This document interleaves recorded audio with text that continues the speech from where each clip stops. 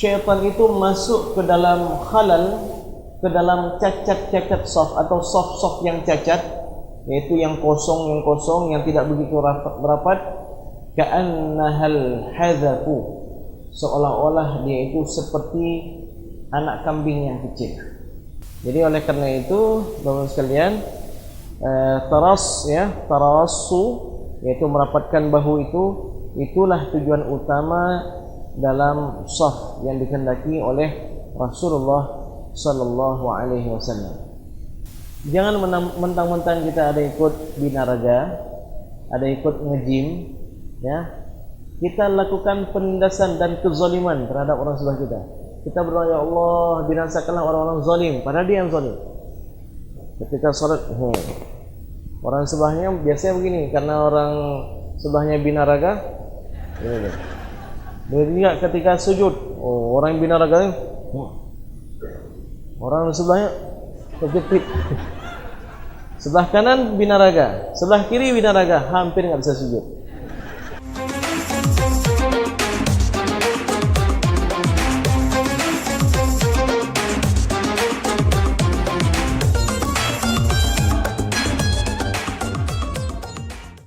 Assalamualaikum warahmatullahi wabarakatuh. Alhamdulillahi rabbil alamin, wassalatu wassalamu ala asyrafil anbiya wal mursalin, nabiyyina wa habibina Muhammadin wa ala alihi wa sahbihi ajma'in. Rabbi shrah li sadri wa yassir li amri wahlul 'uqdatan min lisani yafqahu qawli. Amma ba'd. Sidang hadirin hadirat Bapak sekalian, jemaah salat Maghrib dan Isya yang dimuliakan oleh Allah Subhanahu wa taala, mengingatkan diri dan kita semua, mari sama-sama kita memasang i'tikaf. Nawaitu al-i'tikaf fi hadzal masjid lillahi ta'ala.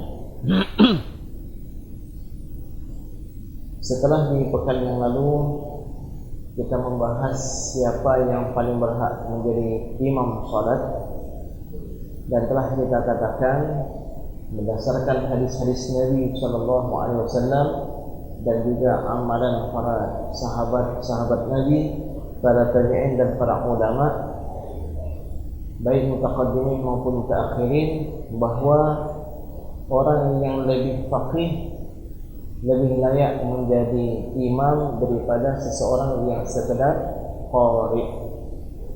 Mengapa demikian? Karena qari itu berkaitan hanya dengan satu rukun dari rukun-rukun salat, yaitu al-Fatihah. Sedangkan faqih atau alim itu berkaitan dengan semua rukun salat.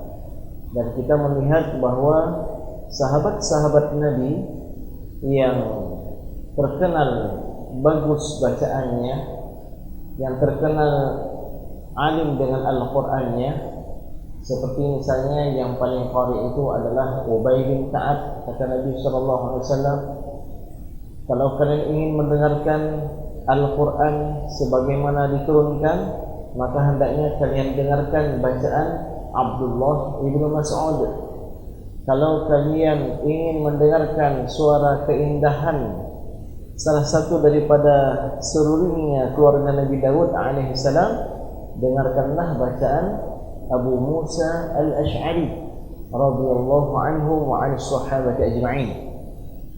Tapi kenyataannya, ketika Rasulullah sallallahu alaihi wasallam di akhir hayat beliau, hari-hari terakhir beliau masih hidup, yang mengimani para sahabat bukan salah seorang dari tiga mereka. Justru yang menjadi imam di waktu itu adalah Abu Bakar As-Siddiq radhiyallahu anhu. Pada malam yang berbahagia ini kita akan lanjutkan ke hadis-hadis yang terdapat dalam kitab Bulughul Maram.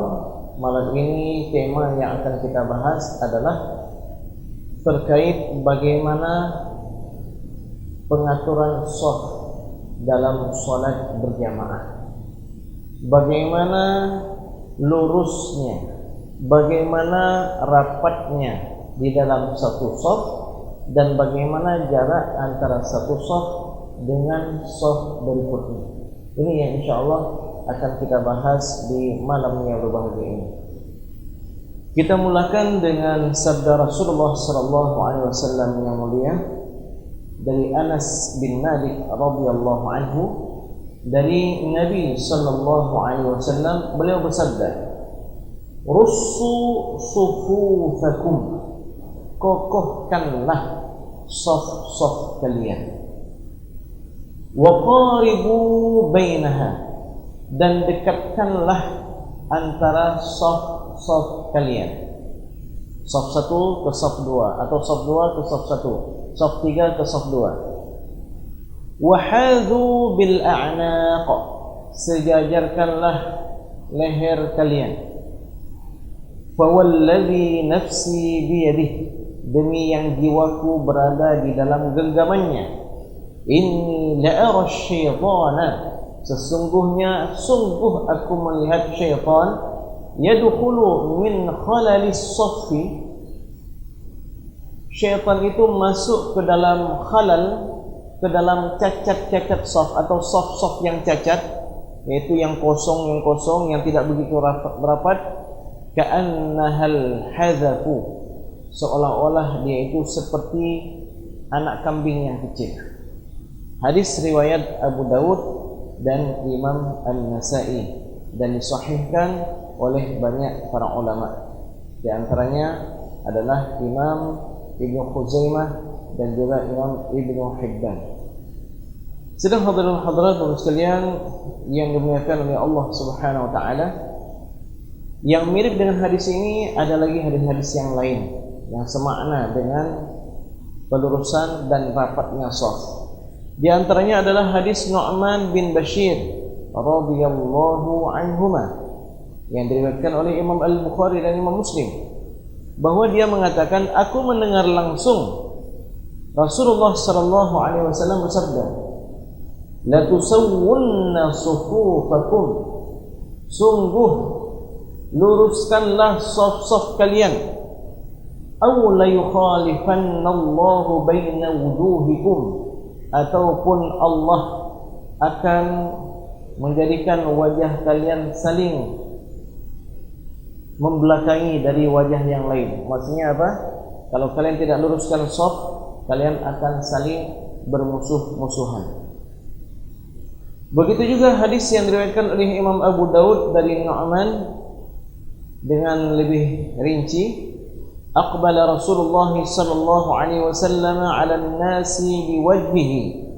Rasulullah SAW menghadap manusia, menghadap para sahabat ketika iqamat salat telah dikumandangkan. Beliau bersabda, aqimu sufufakum, tegakkanlah saf kalian. Aqimu sufufakum, tegakkanlah, tegak lurus saf kalian. 3 kali Rasulullah SAW bersabda demikian. Wallahi, demi Allah, la tuqimunna sufufakum, hendaknya kalian luruskan saf-saf kalian, aw la yukhalifanna Allahu baina qulubikum, ataupun nanti Allah akan jadikan hati kalian bercerai-berai, saling bermusuhan satu dengan yang lainnya. Qala, Nu'man di waktu itu mengatakan, fara'aitu, jadi setelah Nabi sallallahu alaihi wasallam memerintahkan para sahabat untuk meluruskan shaf, segera aku melihat ar-rajula yulziqu minkabahu bimankibi sahibihi. Mereka merapatkan bahunya dengan bahu temannya yang sebelah kanan, begitu juga dengan yang sebelah kirinya. Wa rukbatahu bi rukbati sahibihi, begitu juga lututnya dirapatkan. Maksudnya apa? Dekat. Wa ka'bahu bi ka'bihi, dan mata kakinya dengan mata kaki orang di sebelahnya. Hadis berikutnya juga hadis yang diriwayatkan oleh Imam Al-Bukhari dari Anas bin Malik dari Nabi sallallahu alaihi wasallam.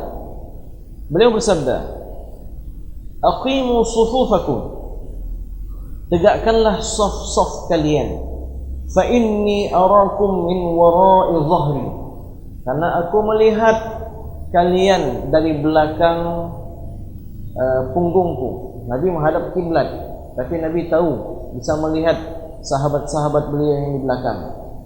Wa kana ahaduna yulziqu mankibahu bimankibi sahibihi wa qadamahu biqadamihi. Maka di waktu itu kami pun merapatkan bahu dengan teman-teman kami, begitu juga kaki dengan kaki yang lain yang berada di sebelah kanan dan di sebelah kiri. Baik, sidang hadirin hadirat sekalian yang dimuliakan oleh Allah Subhanahu wa taala. Langsung kita kepada hukum-hukum yang didapatkan dalam hadis ini. Yang pertama sekali, bahwa hadis-hadis yang telah kita sampaikan tadi menunjukkan bahwa tugas imam yang pertama sekali adalah memerintahkan jamaah untuk lurus shaf mereka. Karena demikian yang dilakukan oleh Nabi dan demikian yang terus dilakukan oleh para salafun salih. Jadi kalau imam begitu selesai iqamat langsung maju ke depan imamnya, Allahu Akbar, berarti dia sudah melewatkan tugasnya yang pertama untuk memerintahkan para jamaah meluruskan shaf mereka. Bahkan kalau dalam hadis Barra bin Azib yang diriwayatkan oleh Imam Ibnu Khuzaimah, Nabi itu mendatangi shaf. Kalau beliau lihat ada yang enggak lurus, beliau datangi, luruskan depan sedikit. Nah, beliau datang sampai ke hujung shaf. Ya'ti shaf min nahiyatin ila nahiyah, dari penjuru kanan ke penjuru kiri.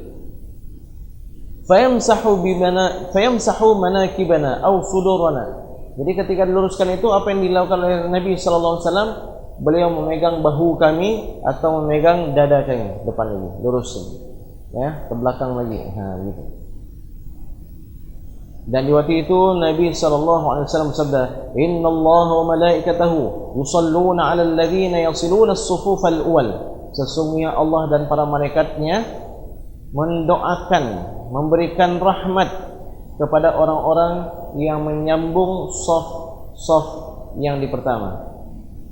Jadi Nabi SAW setiap kali hendak salat, istawu, luruskan shaf. Dan shaf itu shaf, bukan luruskan shaf. Nah, sebenarnya gitu kan, luruskan shaf. Ya sebenarnya bukan shaf, tapi shaf. Luruskan shaf, luruskan shafnya. Nah, ya. Luruskan shaf, itu mungkin shaf bahasa Indonesia. Kalau bahasa Arab bukan shaf, tapi shaf, ya. Kemudian Bapak sekalian yang dimuliakan oleh Allah Subhanahu wa taala, Nabi mengingatkan para sahabat, luruskan shaf, wala takhtalifu fatakhtalifa qulubukum. Jangan kalian bertengkar masalah shaf itu. Rapat lagi, udah cukup rapatnya, udah. Jangan kalian bertengkar. Nanti akan bertengkarlah hati-hati kalian. Akan bermusuhan, akan timbul kebencian dan permusuhan di hati kalian. Baik kaum laki-laki maupun kaum ibu-ibu. Kadang-kadang kaum ibu-ibu ini yang lebih dahsyat, ya. Enggak bisa diajak kompromi, ya. Liyaliyani minkum ulul ahlam wan nuha. Hendaknya yang dekat dengan aku itu adalah orang yang baligh dan paling berakal. Maksudnya apa? Orang yang paling cerdas, yang paling alim, yang paling siap. Kalau Nabi SAW atau kalau sang imam dalam kondisi tertentu batal salatnya, harus orang yang siap menggantikan posisi sang imam. Tsumma alladzina yalunahum, kemudian setelah orang-orang tersebut baru orang-orang yang dekat dengan mereka, ya, yang dekat levelnya dengan level mereka. Baik. Hukum yang kedua yang kita dapatkan dalam hadis ini, kelihatannya yang zahir dari hadis-hadis tersebut sepertinya merapatkan shaf, baik di dalam satu shaf rapat ataupun merapatkan shaf pertama dengan shaf kedua dengan shaf ketiga, itu adalah perintah yang sifatnya wajib. Kenapa? Karena Nabi perintahkan demikian. Namun mayoritas ulama termasuk mazhab kita mengatakan itu bukan perkara wajib, tapi itu adalah perkara sunnah. Perkara sunnah. Ya walaupun sunnah jangan kita tinggalkan. Ini banyak orang wajib atau sunnah? Sunnah saya nggak buat. Saya ambil wajib aja. Dalam ibadah dia pun tinggalkan yang sunnah. Jadi bapak sekalian, ketika kita melihat wajib dengan sunnah, jangan lihat ditinggalkannya bagaimana, tapi dilihat kalau dilakukan bagaimana. Sunnah ditinggalkan berdosa? Nggak berdosa. Ya udah saya nggak buat. Kenapa nggak lihat pahalanya? Sama juga dengan masalah makruh dengan haram. Makruh dibuat berdosa nggak? Kalau dibuat nggak berdosa, begitu saya buat aja. Padahal kalau ditinggalkan berpahala. Jadi kenapa memperturutkan nafsu? Ya, dalam masalah sunat ditinggalkan, dalam masalah makruh dilakukan. Yang penting kan nggak ada dosanya, Ustaz. Yang seharusnya dalam masalah sunat kita lihat kalau dilakukan bagaimana pahalanya. Masalah makruh kalau ditinggalkan bagaimana besarnya pahala tersebut ya yang kita tinggalkan. Baik, sidang hadirin sekalian yang dimuliakan oleh Allah Subhanahu wa taala. Jadi mayoritas ulama mengatakan yang seperti itu bukan perkara yang wajib tapi perkara sunnah. Kenapa? Karena hal yang seperti itu tidak didapatkan dalam hadis orang yang cacat salatnya. Yang pernah kita katakan dia sudah salat 3 kali, diperintahkan ulang lagi salatnya oleh Rasulullah sallallahu alaihi wasallam. Begitu pula Nabi sallallahu alaihi wasallam enggak ada satu hadis pun ketika melihat ada shaf yang cacat karena enggak rapat Nabi suruh ulang salat lagi, enggak ada. Ya, tidak ada. Maka berarti ini adalah perkara sunnah. Jadi kalau begitu kenapa Nabi sallallahu alaihi wasallam mengingatkan kalau seandainya shafnya tidak rapat maka akan masuk syaitan? Ini maksudnya karena di waktu itu ketika kita meninggalkannya itu berarti kita meninggalkan sunnah ya. Baik. Yang ketiga, dari hadis-hadis yang telah kita bacakan tadi kita dapatkan hikmah kenapa Nabi perintahkan kita untuk merapatkan shaf. Termasuk di antaranya tujuannya adalah untuk menolak datangnya syaitan yang nanti akan mengganggu sholat kita. Ya, nanti dia akan menyibukkan kita dengan sekitar kita, sekeliling kita. Jadi kalau kita sholat berdiri dalam shafnya itu, sholatnya itu shafnya enggak rapat, itu syaitan datang menggoda kita, kita akan sibuk melihat kanan dan kiri. Ya, kanan dan kiri, enggak fokus. Tapi kalau rapat shafnya, insyaallah akan lebih fokus. Maka di sini ketika kita melihat mengapa Rasulullah sallallahu alaihi wasallam mengumpamakan syaitan itu seperti anak kambing.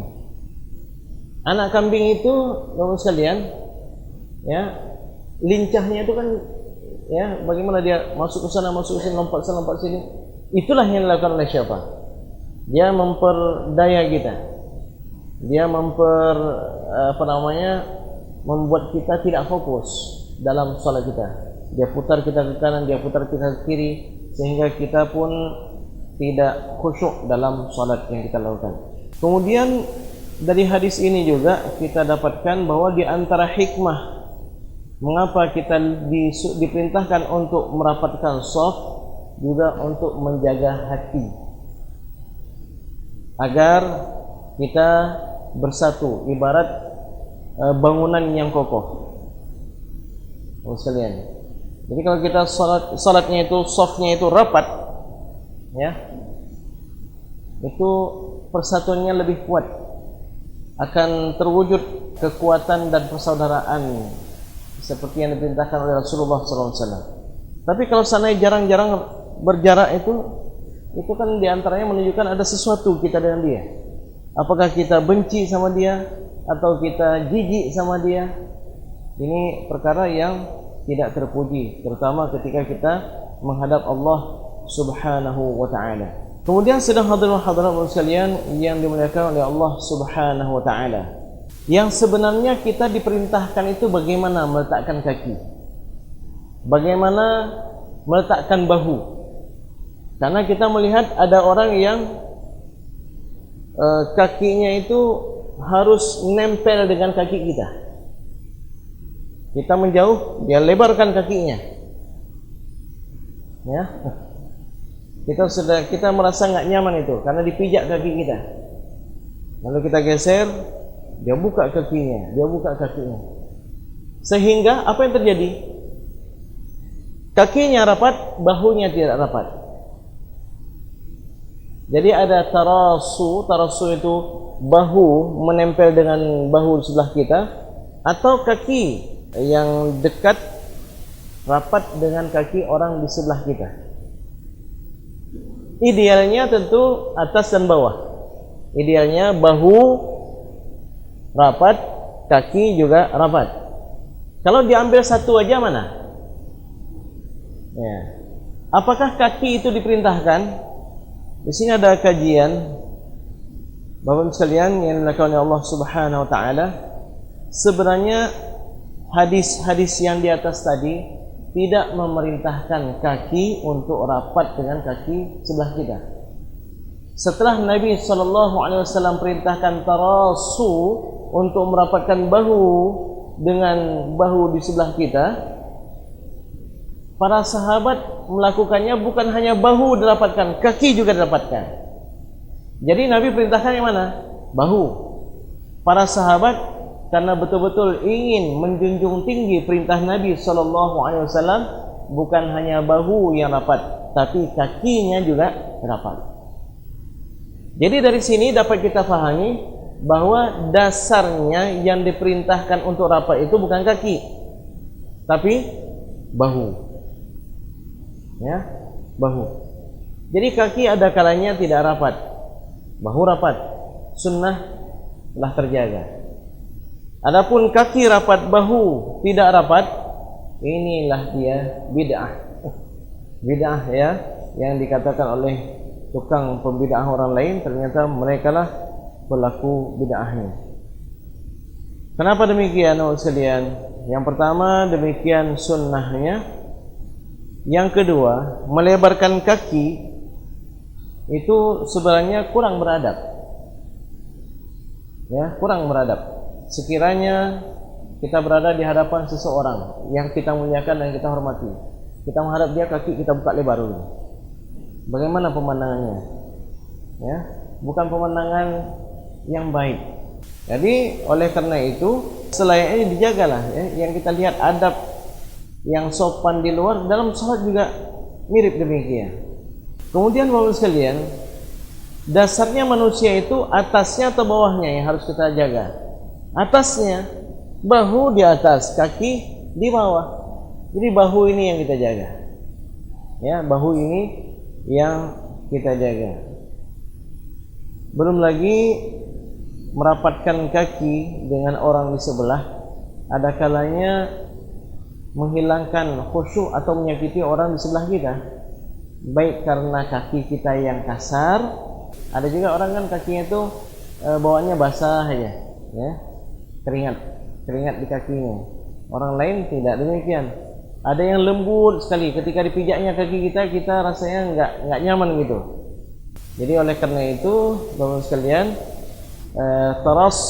tarasu yaitu merapatkan bahu itulah tujuan utama dalam shaf yang dikehendaki oleh Rasulullah sallallahu alaihi wasallam.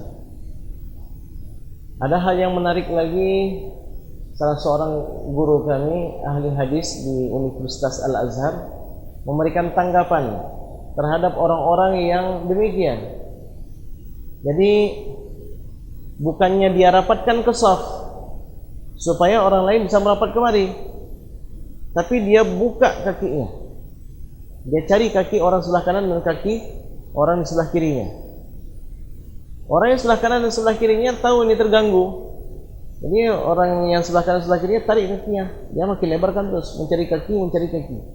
Sehingga kakinya lebar begini, ya. Kenapa dia lebarkan begini?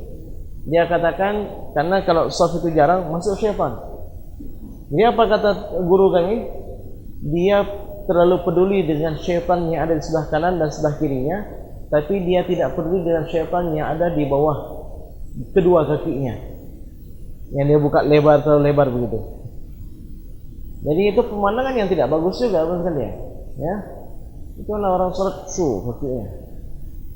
Kalau seandainya dia pergi ke kiri atau pergi ke kanan, orang di sebelahnya itu pasti akan merapat.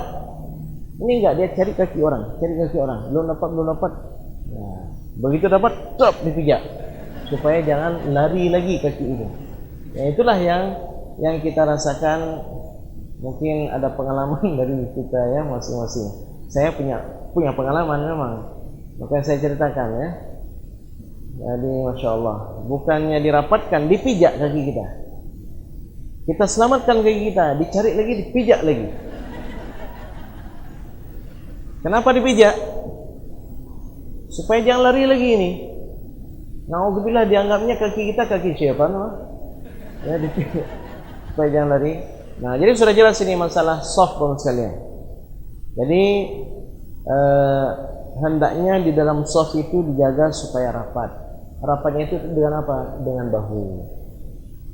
Tapi walaupun rapat dengan bahu, pesan Nabi hendaknya berlemah lembutlah tangan kalian dengan tangan saudara kalian. Walinu bi'aidi ikhwanikum, lembutkanlah tangan kalian dengan orang sebelah kalian. Jangan mentang-mentang kita ada ikut binaraga, ada ikut nge-gym, ya, kita lakukan penindasan dan kezaliman terhadap orang sebelah kita. Kita berdoa, ya Allah, binasakanlah orang-orang zalim, padahal dia yang zalim. Ketika sholat, orang sebelahnya biasanya begini, karena orang sebelahnya binaraga. Begitu juga ketika sujud, orang yang binaraga, orang sebelahnya kejepit. Sebelah kanan binaraga, sebelah kiri binaraga, hampir nggak bisa sujud. Walinu bi'aidi ikhwanikum, pesan Nabi, berlemah lembutlah kalian dengan tangan saudara-saudara kalian. Jadi akhlakul karimah itu bukan hanya ketika di hadapan manusia, tapi juga ketika kita sedang berada di hadapan Allah Subhanahu wa taala, berlemah lembut. Jadi dalam segala hal lemah lembut itu diperintahkan. Baik, Bapak sekalian, setelah jelas ini di dalam satu shaf itu agar rapat, bagaimana jarak antara shaf pertama dengan shaf yang kedua? Nah, jadi dalam beberapa hadis disebutkan jarak antara satu shaf dengan shaf berikutnya, antara tempat kita berdiri di shaf pertama dengan orang yang berdiri di shaf yang kedua itu 3 hasta. 3 hasta itu bagaimana? Ya, ini hasta kita orang kecil lah. Orang Arab mungkin segini. Nah, 3 kali ini. Nah, seperti kita ini lah. Seperti kita ini udah bagus. Nah, sawane. Bahkan mungkin nggak sampai ya. Tuh, 1, 3. Jadi itu jarak yang paling besar. Ya, itu jarak yang paling besar. Dan para sahabat ketika di akhir hayat Nabi SAW itu jumlah sahabat kan sudah ramai. Masjid Nabawi itu udah hampir nggak muat lagi. Di waktu itu jarak antara satu shaf dengan shaf berikutnya lebih rapat lagi. Tapi intinya hendaknya antara satu shaf dengan shaf berikutnya ya tidak lebih dari 3 hasta. Ya.